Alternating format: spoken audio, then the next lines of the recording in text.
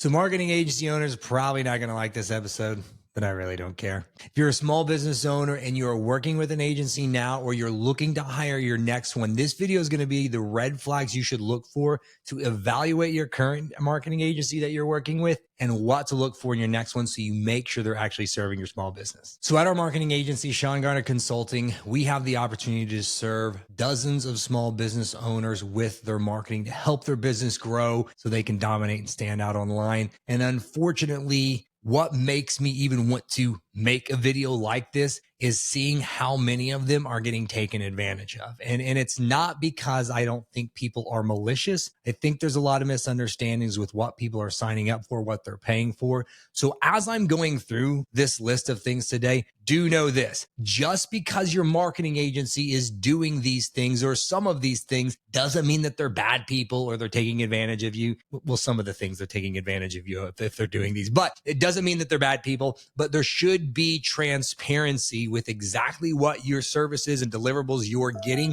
And as the business owner, you should know what those things mean and how it will affect your business. So these are some things that before you hire your next marketing agency or to evaluate the current one that you're working with, things to be aware of, things to look forward to make sure that you're actually doing things that are helping to grow your business, and what to honestly look out for if you ever did decide to separate from the marketing agency. So here's the first thing, and this one to me frustrates me more than anything, and it is that the marketing agency is keeping ownership access of things like the domains, the websites, Google ad accounts, Google Analytics accounts, and things like that. They're the actual owners. And the analogy that I always like to give to clients whenever they're coming to us, because unfortunately, what also has made this episode is us having to undo a lot of the work of some of these, what I would say, malicious agencies are doing. So they keep ownership access of all of those things, and they give the client or the business owner admin access. Now, I know because I own a marketing agency, what they're going to say if you go to your marketing agency. They're going to say, oh, well, we do it to protect you. You know, it's for security reasons. We want to make sure that you don't go in there and accidentally mess something up. They're going to say those things. And that could be true.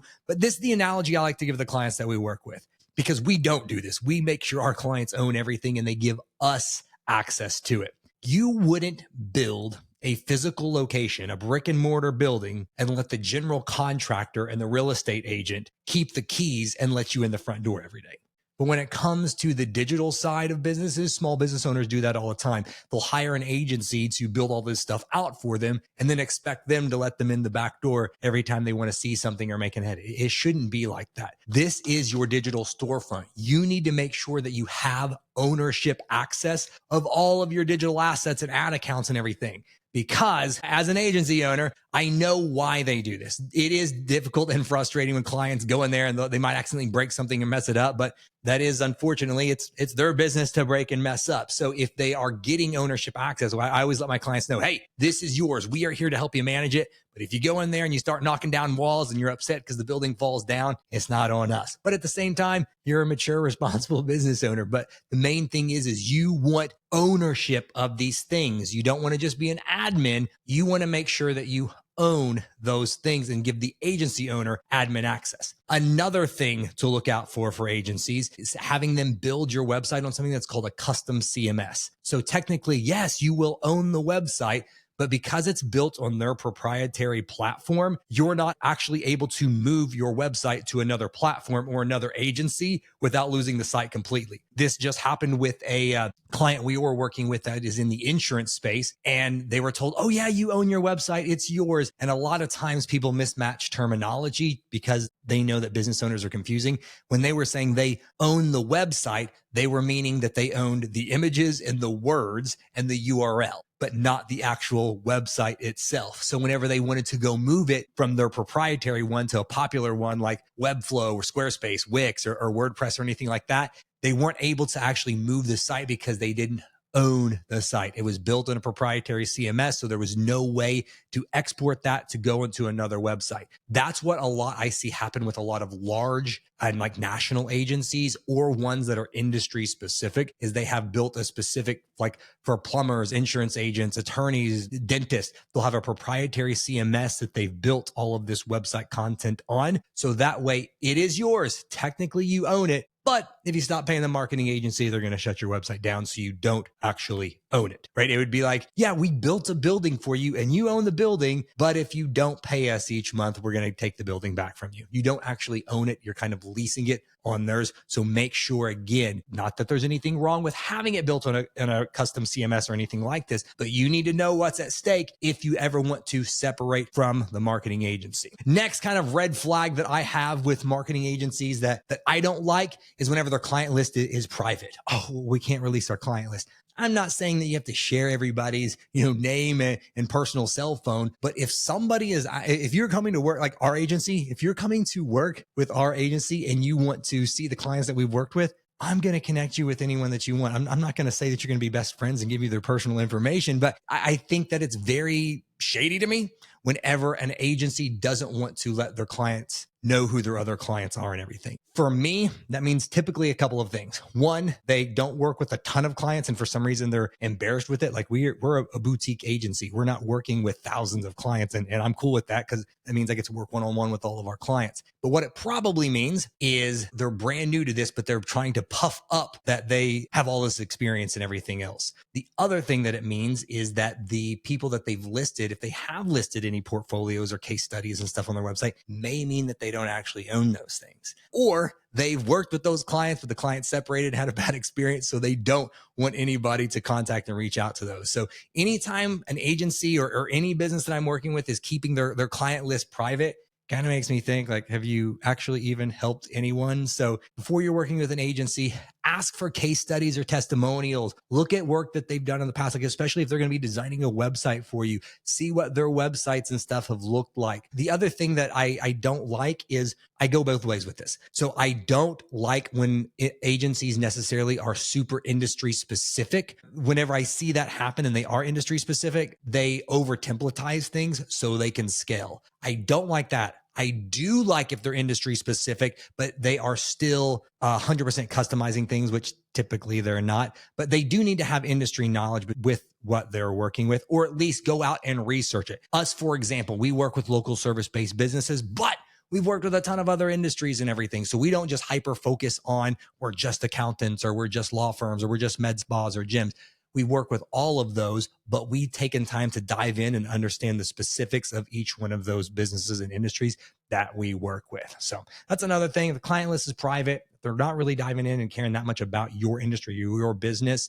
That's a big red flag, and you really need to look at finding another agency. The next one is transparency and reporting. So for us, I would say the thing that I'm proud about with our agency is the speed of which we deliver things to our clients and our ability to communicate. We over communicate so much for the point of clients are like, okay, we're good. We don't need anything. But I would rather over communicate with our clients than them being paying us each month, wondering, what it is the heck that we're doing. So whenever it comes time to transparency and reporting, we don't want to look for things like fluffy vanity metrics. And I think this happens a lot with clients that are buying like SEO services. I can't tell you how many clients that we've worked with that thought they were doing SEO. And whenever I just go to do their initial audit, there's tons of issues and everything wrong because again, this is the red flag frustration thing. There's a lot of misunderstandings with SEO, especially whenever small business owners are buying it from agencies. So quick thing is there's SEO that you do and there's SEO that is done. So for example, there is certain technical aspects and how the website is structured that is SEO or search engine optimization. That is a one-time thing. You're going to write your initial site titles, meta descriptions, heading structures, URLs, all of that stuff is a one-time thing that is done. And then you're going to make sure that you're doing reporting, doing link building, writing content, working on the GMB, the Google My Business profile, all that is stuff that you do. What I have found, unfortunately, is a lot of businesses are paying ongoing retainers for SEO stuff that was just done one time. So they're paying an agency thinking that they're getting SEO, but all they're getting is keyword reporting and analytics data. What most business owners don't know is because Google is constantly re-indexing and crawling the internet, and one of the big ranking factors is your domain and the domain power behind it. The longer it's on the internet, the more backlinks are going to naturally occur to it. It's going to be slow growth, but you're going to see some growth. And so you're going to see movement in keywords, even if you don't do anything at all. And so a lot of times what's happening is these agencies are doing the initial SEO, and then they're just sending a monthly report, making the client think that they're doing SEO, but they're really not. If your agency is not adding new content to your website on a monthly basis, they're not adding new backlinks on a monthly basis, and they are not making regular updates to your Google My Business on a regular basis. And I say regular basis, I mean at least monthly. You're not getting monthly retainer SEO services. Don't be paying for that stuff because they're not doing anything that's moving the needle for you. So we want to make sure that you are very clear on what those deliverables are, because I see a lot when it comes to the reporting of them showing all of this data, but it's done in such a complicated way. Nobody knows what's actually getting done and what's moving the needle forward.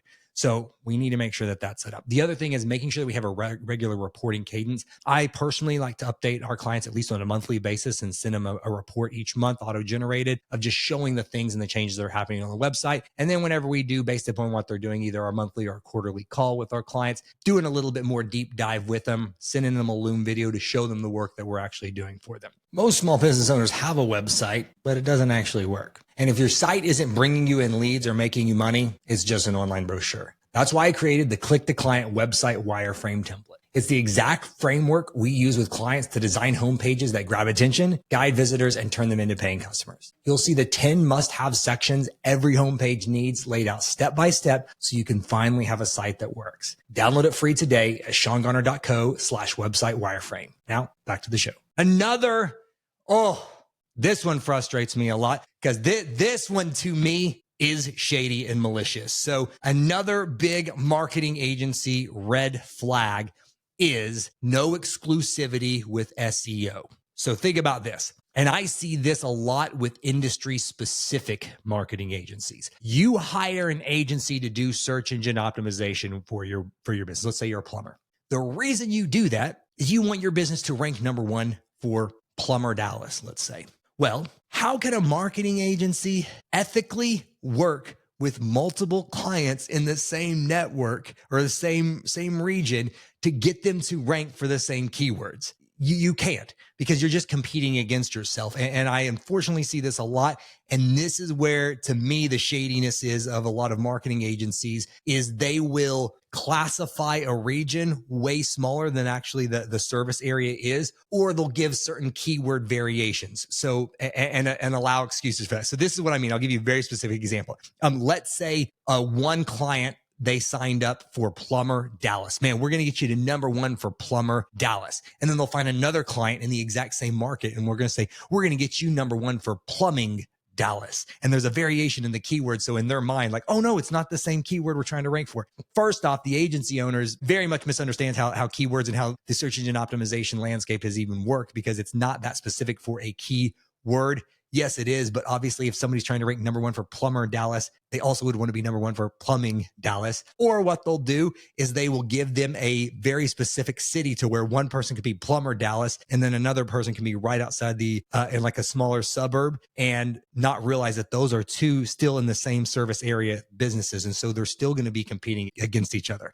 So for me, this is a no-go. You should have exclusivity with SEO, or at least have an option for it. So I know, like for us, we have a very inexpensive SEO retainer package that is not exclusive, but we're upfront with our clients about it. Like, hey, we're going to work with other people in the area, but for our standard SEO packages and everything, yeah, you have to give exclusivity, because if not, you're taking advantage of the client. You're not truly serving the client. You're just taking money from people to do SEO. The goal of SEO is to help serve the small business owner, to get them to rank higher so they can be found by more of the people that they're called to serve. And so if you're working with multiple entities that are serving the same area for the same service, you're not truly serving your clients. That one does get me fired up. So make sure if you're doing SEO, you're clear on what the deliverables are. It's actually deliverables that move the needle, and that you've got exclusivity for your service area for all the key terms, and make sure that they are very, very specific on what that means by exclusivity, so they don't try to have any like gray area shadiness for you.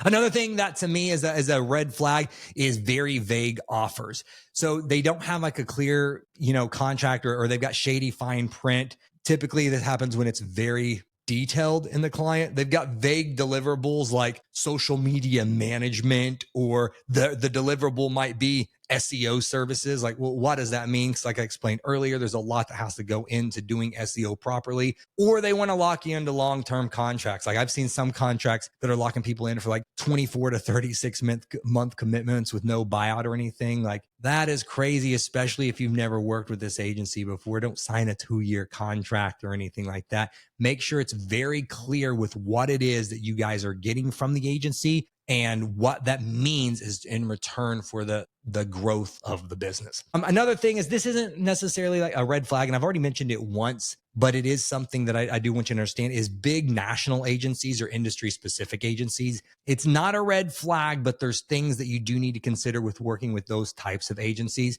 Typically with like big national agencies, they're pretty locked into their way of doing things. They've got tons of account managers. So you're typically working with somebody different on different aspects of your business. And it's very like corporate templatized stuff. That's why they're able to scale to a big national agency. The other thing with the industry specific agencies is with that, I see very minimal personalization. So it's a lot of like copy paste templates, a lot of the same clients. I've seen it so bad for the fact of when we were in the back end of another client's website that was working with a big national industry specific agency, specifically a plumber. On the back end of one of the pages, it was so bad to where it said, at our insert plumbing business name here, we love serving insert city name here with insert service here. Like it was literally still that block of text. And so what happens is whenever you hire this marketing agency, which is it's a very, very popular, large trade specific marketing agency, all they're doing is they're swapping out logos, swapping out names and services and everything, but it's the same like copy and paste template for everyone. They're just changing the business name and the services and the city name. So it's that's what I don't like about those bigger agencies that are overly templatized like that, is it's just a lot of copy paste and it's not personalized to you and your business.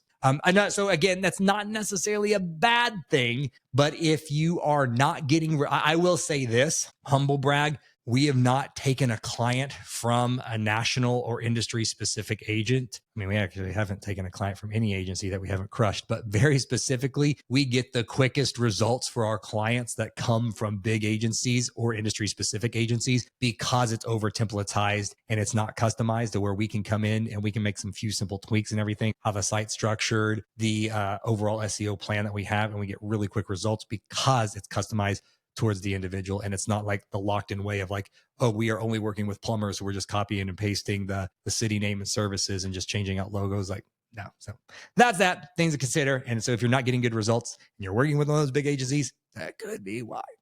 The other thing is pricing. So this is, to me, is a red flag. If the service is really cheap, you're probably getting what you pay for. If it sounds good to be true, it typically is. The other thing when it comes to pricing is two other things that I hate is hidden fees and then marking up ad spend. So a lot of agencies, they will do like surprise charges for like extra service hours or premium tools or extra strategy calls with them. I don't like that. I like to be very upfront with what our offers are and what it includes. And yes, if you want to do something outside of our normal agreement, we can. But a lot of times, like agencies will sneak in these hidden fees and everything to make it to where you're having to spend more money than what your retainer or what the scope of the project actually is. And another one, this is another personal pet peeve. I understand the business model side for this, but a personal pet peeve that I have is when marketing agencies mark up ad spend.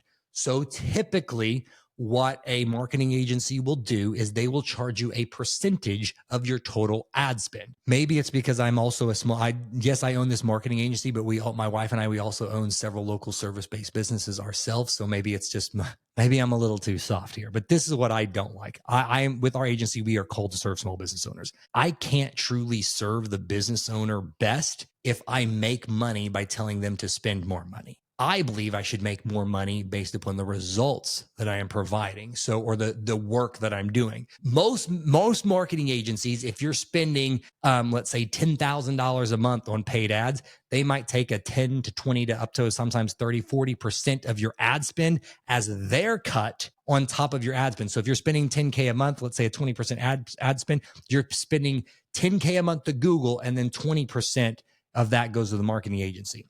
I don't think, again, on Garner Consulting's opinions, nobody else. I don't think it should be based upon a percentage of ad spend. I think it should be done based upon the amount of campaigns that they're managing. So I shouldn't punish my business owner for spending more money, because if I've done my job right and the ads are performing really well, they shouldn't have to pay me more money just to make the thing work better. That's already working. I just, again, that's just how I do things. I don't think that it's a right or wrong way. It's just to best serve the business owner. You shouldn't punish them for spending more money on ads. Now, if they want to create a ton more ads and there's a ton more creatives and campaigns, that's one thing. So I like to charge more of a flat fee based, and I don't care how much you spend on your ad spend. I just want to get the ads to perform well for you. So again, that's mine, but something to think about and consider. We talked about this with communication. Listen, if it is difficult to reach them, except whenever it comes time for payment, that should be a big red flag. The agency owner is there to serve you. They work for you, and also have realistic expectations. Like, don't expect them to be 24/7 standby calls for you. But if they're slow to respond, like, that should be a pretty big red flag. The other thing, and this typically happens with the larger national agencies, is you don't have a dedicated account manager. Like, you're always being passed around to somebody else, because that means they really don't know what's going on with your business. They don't really have a good pulse on the business. So they're not going to be able to make good decisions. They're just there funneling information to give it to somebody else to do the actual work. You want them, to the person you're talking to at least have a pulse and know what's going on in your business. And the other thing with that, and sometimes the reason why you are being passed around, is they have high staff turnover. So if they have that should be like the thing at the restaurants, if the bathroom is dirty, what's going on in the kitchen? Like, if the staff has a high turnover and they're running your business or helping to market your business, but the inside of their business is having crazy issues, maybe something to consider. And like I said, a red flag, something to be paying attention to before you do hire your next agency, or maybe it's time to get rid of the one that you currently have. Last few quick rapid fire things, guys. If you ask your agency owners or the agency that you're working with or potentially working with any questions, they get super defensive whenever they're questioned, or they get offended if you ask questions about results and push back. Like, that should be a pretty red flag. I love over communicating. I love teaching my clients this stuff. I want to ask questions. I want them to understand and know what the work is that we're doing. Also, if they're not wanting any collaboration, if they don't want your input or your ideas and they just want you to stay out of it, that should not be something. It's your business. They are there to help and serve you so your business grows. The other thing is if everything's about like their secret sauce, if like, oh, well, we really can't tell you what we're doing because it's our proprietary system, like, that should be a huge red flag, because it probably means they're not doing anything. If they can't share it, it's either they're doing some type of really crazy stuff that maybe is like black hat SEO techniques that could be getting your business and reputation online in damage, or they're just making it up as they go. Or unfortunately, a lot of marketing agencies outsource everything. So maybe they can't tell you what they're doing because they don't know, because a lot of marketing agencies, they do just outsource everything and they don't have an in-house team doing things like what we do at Garner Consulting. It's just they've got a salesperson that collects all these leads, and then there's tons of white label agencies that are just fulfilling the work. Again, not necessarily wrong, but as the business owner, you should just know what's out there.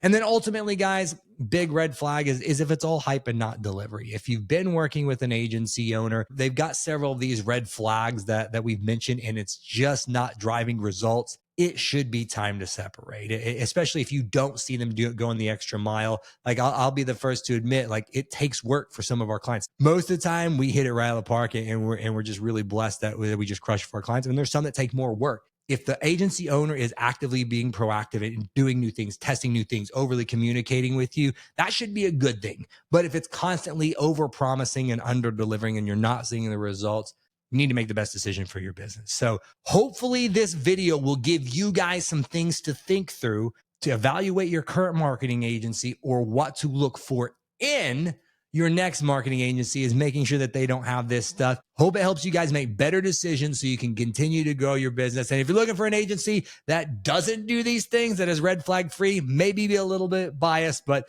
our agency, Garner Consulting, does a pretty awesome job at serving our clients. Would love the opportunity to talk through with what you're looking for and see how we can best serve you. Or we've done this for clients as well. If you're working with another agency now and you just need somebody to evaluate the work that they're currently doing, love the opportunity to connect with you and see exactly with what you're getting done to make sure it's the best decision for your business. Thanks so much, guys, for watching. Have an awesome day. We'll see you soon.